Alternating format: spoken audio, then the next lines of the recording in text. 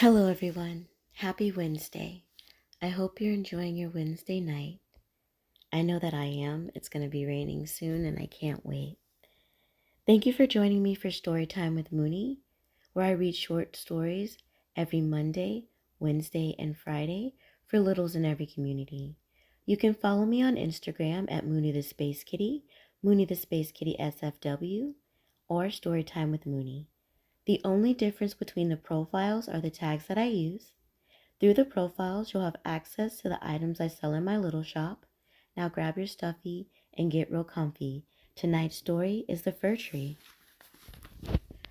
Long ago, in the middle of the forest, stood a little fir tree. All around was a wonderful smell of pine, and every day the birds sang joyfully. But the little fir tree wasn't happy. "I wish I was big and tall like you," he complained to the other fir trees growing high above him.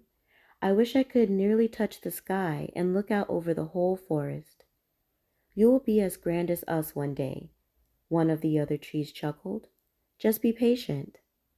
"And enjoy being young while it lasts," said another. "It's the best time of your life." "How could it be?" the little fir tree said to himself miserably. "I'm always in the shadows cast by the bigger trees." Even worse for the little fir tree was the way an annoying hare kept using him for jumping practice.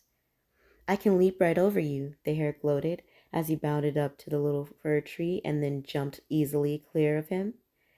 It made the little fir tree so cross. The little fir tree even envied the big trees that were chopped down by the woodcutters.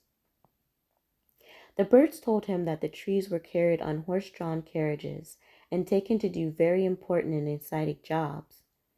Some would become masts of huge ships and sail around the world. 2 years went by, and the little fir tree slowly grew a bit taller. The hare could no longer jump over him now, but still the little fir tree wasn't happy. "I wish I could be older and taller like the other trees," he moaned impatiently. "Will the woodcutter ever notice me and cut me down?" Next winter, just before Christmas, one of the woodcutters did notice the little fir tree. What a fine specimen," the woodcutter said as he walked around the little fir tree. "Yes, you will be just perfect." It hurt a little when the woodcutter swung his axe at him, but the little fir tree did not mind at all. At last, he was going to be important.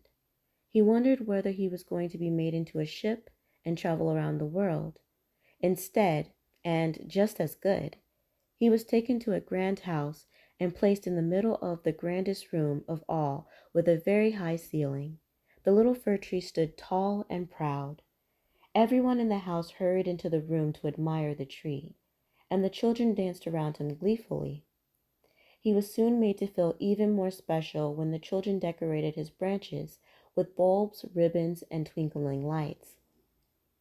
How he loved to hear them giggle as they tried to place a star on top of the tree. It felt as if he was wearing a crown. And when they had finished, the children joined the adults in singing songs they called Christmas carols. At the end of the evening, before turning off the lights, the mother took one last look at the little fir tree. "Beautiful," she said. "Surely the finest Christmas tree ever." The little fir tree had never felt so proud. Early the next morning, the children rushed in to see him. He thought they were going to dance around him again, but this time they just grabbed the boxes from under the tree and ripped off the pretty paper. The next day, the little fir tree was shocked to hear the servants say, "Time to take this old tree down." After all the decorations had been removed, the little fir tree was carried up into the cold, dark loft. All he had for company were a few mice, sheltering from the snow outside. To pass the time, the little fir tree would tell the mice stories about his forest days, the warm shafts of sunlight, the wonderful tickling breezes, and the chattering birds. He even smiled when telling them about the annoying hare always jumping over him. It was actually a lot of fun, he admitted. Then one day, as spring arrived, the little fir tree was taken out into the yard. His heart leapt because he thought they were going to replant him. But then he noticed that his branches were now brown and brittle, nothing like the lush green they used to be. "This tree is quite dead, only good for firewood," said the gardener, dragging him toward a crackling bonfire at the far end of the yard. If only I hadn't always longed to be old," sighed the little fir tree. He remembered those warm summer days in the forest when the birds sang so sweetly, and he thought about Christmas too. And the brave little fir tree wished he had enjoyed himself while he could. The end. Thank you so much for letting me read to you tonight. I truly hope that you feel safe, and I hope that you feel loved. Good night, little ones.